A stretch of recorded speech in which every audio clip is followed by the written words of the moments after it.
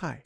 So I made this video for you when you wake up from your let's say trauma induced sleep. I think we should personally focus on the sleep part, but whatever works. Anyways, so hi, you might not know me, but I am your secret admirer. And I've been, well, admiring you from afar for much time now. And I just wanted to say, hi, I'm a person. And, I don't appreciate you having relationships, talking to, or seeing other people that aren't me. So, here's the dealio, right? You are mine now. It's quite simple and pretty much requires no thought at all because, it's not necessarily a choice I'm giving you, just sort of a statement. So, now you might wonder how you ended up in this situation. Well, it's quite simple. You see, so I had figured out where you lived from one of your friends.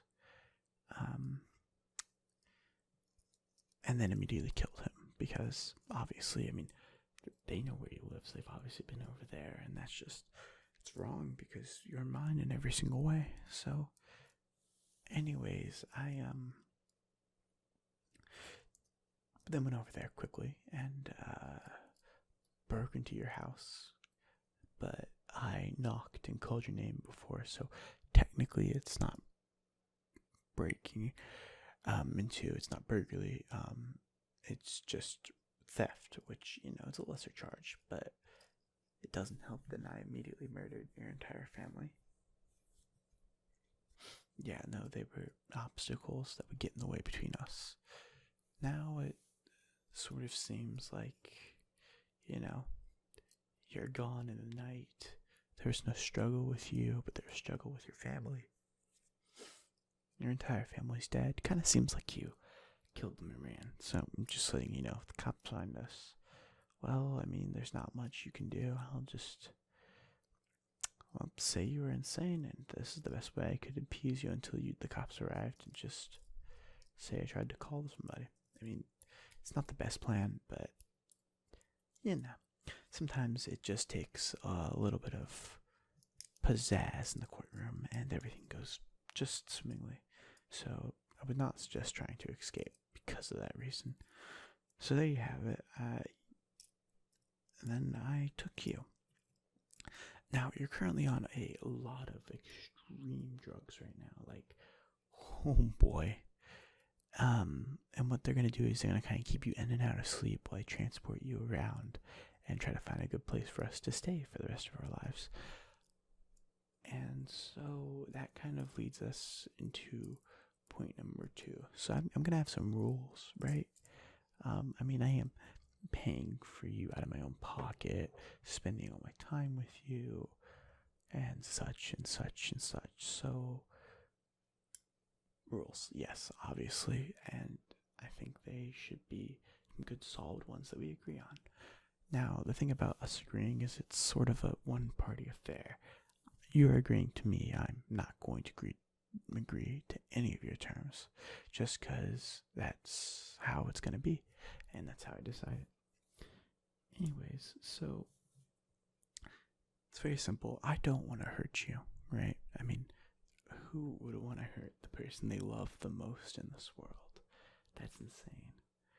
But if you put me in that situation, I'll have to, because if I die, or if you were to kill yourself or you were to get hurt, that would hurt me more than it would hurt you, because if I die, I'll never see you again, right? And that sucks a lot. So instead, what I'm going to do is,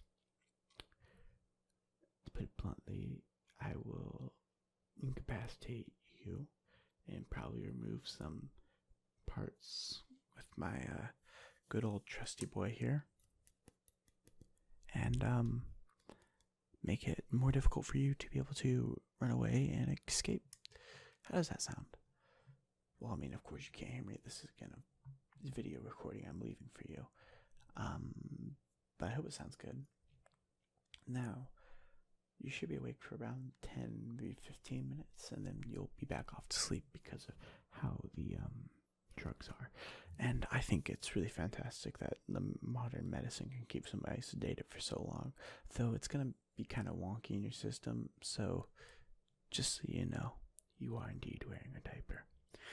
Anyways, so, let's say you try to hurt me, you'll lose a finger, right? You try to, escape, I'm gonna break your leg.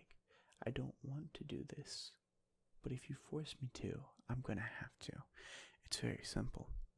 But if you don't try to escape and you show that you're loyal and you won't ever speak to anybody that's not me and you'll stay with me forever, well, there's plenty of things we can do. We can cuddle and I give kisses and it's adorable. And that's what I want us to be, right?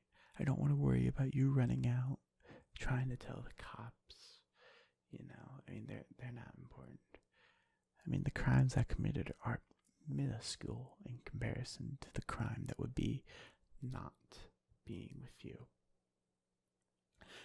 And I just think that if you and I spend some time together, you'll realize what a fantastic guy I am.